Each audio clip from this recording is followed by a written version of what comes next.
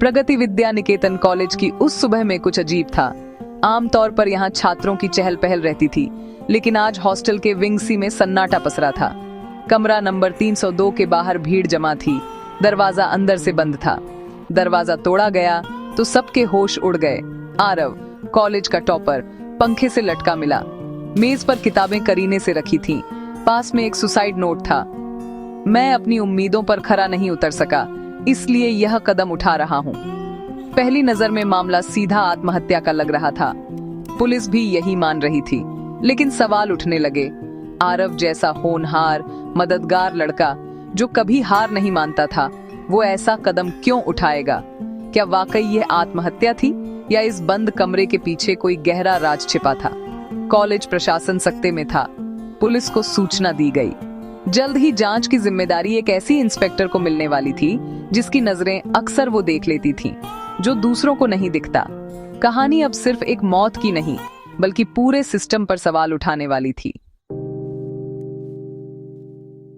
जांच का जिम्मा इंस्पेक्टर अनामिका सिंह को मिला।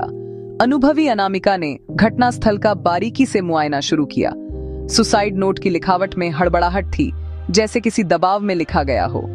आरव के नाखूनों में खरोंच के निशान थे, संघर्ष का संकेत। अनामिका ने फॉरेंसिक टीम को नाखूनों के सैंपल लेने का आदेश दिया। किताबें करीने से रखी थीं। क्या कोई आत्महत्या से पहले ऐसा करेगा? लैपटॉप बंद था, किसी ने उसे चेक नहीं किया था। अनामिका ने उसे कस्टडी में लिया। दोस्तों ने बताया, आरव मजबूत इरादों वाला था। आत्महत्या की बात उन पर हजम नहीं हो रही थी। अनामिका को यकीन हो गया, यह मामला जितना दिख रहा था उतना सीधा नहीं है। अनामिका ने आरव के लैपटॉप की जांच करवाई। एक फोल्डर मिला, प्रोजेक्ट अनमास्क। उसमें स्क्रीनशॉट्स, रिकॉर्डिंग्स और एक डॉक्यूमेंट था जिसमें कॉलेज के ऑनलाइन एग्जाम सिस्टम की खामियां उजागर की गई थीं। आरव ने सबूत दिए थे कि कुछ छात्रों के मार्क्स बाद में बढ़ाए गए थे। अनामिका ने एग्जामिनेशन कंट्रोलर से सर्वर लॉग्स मांगे। पहले आनाकानी हुई, फिर कानूनी दबाव में सब कुछ मिला। टीम ने 6 महीनों के लॉग्स खंगाले। मुश्किल काम था, लेकिन हार नहीं मानी। आखिरकार कुछ छात्रों के रिजल्ट में छेड़छाड़ के सबूत मिले। एक अनधिकृत आईपी से मार्क्स बदले गए थे। अब साफ था, कॉलेज में पैसे लेकर मार्क्स बढ़ाने का रैकेट चल रहा था। आरव सच के करीब था। शायद इसी वजह से उसकी जान गई। अगला कदम था उन छात्रों की पहचान जिनके मार्क्स बदले गए थे। 15 छात्रों की लिस्ट बनी। उनसे पूछताछ शुरू हुई। शुरुआत में सबने इनकार किया, लेकिन सबूत और कानूनी डर दिखाने पर एक छात्र टूट गया। उसने बताया, कॉलेज का सीनियर छात्र साहिल प्रोफेसरों और स्टाफ के साथ मिलकर पैसे लेकर मार्क्स बदलता था।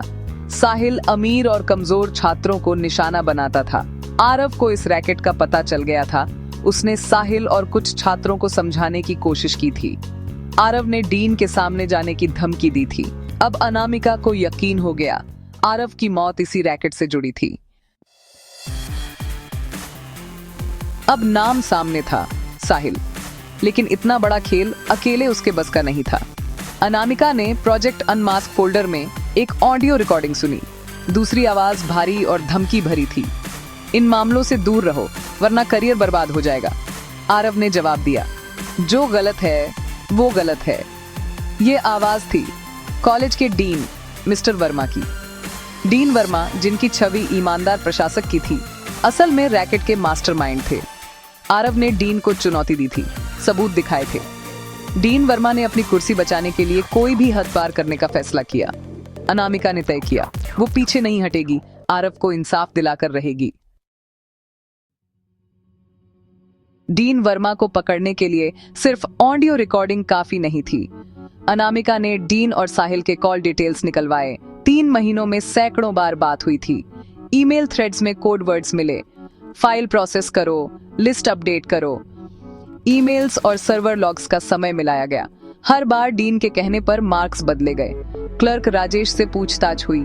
सबूतों के सामने उसने कबूल किया कि डीन के कहने पर वह मार्क्स बदलता था। साहिल छात्रों से पैसे इकट्ठा करता, डीन तक पहुंचाता। अब सबूत थे, call details, email, server logs और राजेश की गवाही। लेकिन आरव की मौत का सीधा सबूत अभी भी गायब था।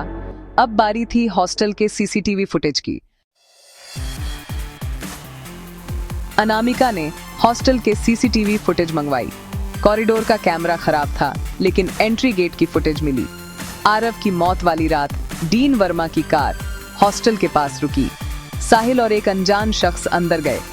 40 मिनट बाद दोनों घबराए हुए बाहर निकले। अनामिका ने उस अनजान शख्स की पहचान के लिए फोटो अपने नेटवर्क में भेजा। पता चला वह शेरा नाम का अपराधी था। पुलिस ने शेरा को गिरफ्तार किया। शुरुआत में वह चुप रहा, लेकिन सबूतों के सामने टूट गया। शेरा ने कबूल किया डीन वर्मा ने उसे और साहिल को आरव को धमकाने भेजा था। अब सच सामने था। आरव की मौत एक सोची समझी साजिश थी, शेरा ने बताया। डीन वर्मा ने आरव को रास्ते से हटाने का आदेश दिया था। साहिल और शेरा ने आरव के कमरे में घुसकर उसे धमकाया, सबूत छीनने की कोशिश की। हाथापाई में शेरा ने गला दबा दिया। आरव की मौके पर ही मौत हो गई। घबराकर दोनों ने हत्या को आत्महत्या का रूप दिया। सुसाइड नोट लिखा, लाश को पंखे से लटकाया। कॉरिडोर का कैमरा पहले ही खराब कर दिया गया था। काम खत्म कर दोनों भाग गए। डीन वर्मा को खबर दी। पुलिस ने डीन वर्मा और साहिल को गिरफ्तार किया। शुरुआत में डीन ने रौब दिखाया, लेकिन सबूतों के सामने टूट गया। शिक्षा के मंदिर में छिपे गुनहगार अब कानून की गिरफ्त में थे। आरव की मौत की गुत्थी सुलझ गई। डीन वर्मा, साहिल, शेरा और राजेश गिरफ्तार हुए। इस मामले ने पूरे शहर और शिक्षा जगत को हिला दिया। कॉलेज की प्रतिष्ठा पर सवाल उठे। कोई सोच भी नहीं सकता था कि डीन ही रैकेट का मास्टरमाइंड निकलेगा। इस घटना ने एजुकेशन सिस्टम की खामियां उजागर कर दी। आरव ने सच के लिए जान दी। उसकी कुर्बानी व्यर्थ नहीं गई। रैकेट खत्म हुआ।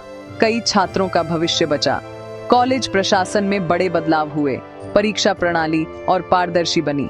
असली बदलाव तब आएगा जब हम सब अन्याय के खिलाफ आवाज उठाएंगे, शॉर्टकट नहीं अपनाएंगे। अपराध किसी भी रूप में आ सकता है। जरूरी है कि हम सतर्क रहें, गलत को नजरअंदाज न करें और समय रहते पुलिस को सूचना दें। यही असली जागरूकता है।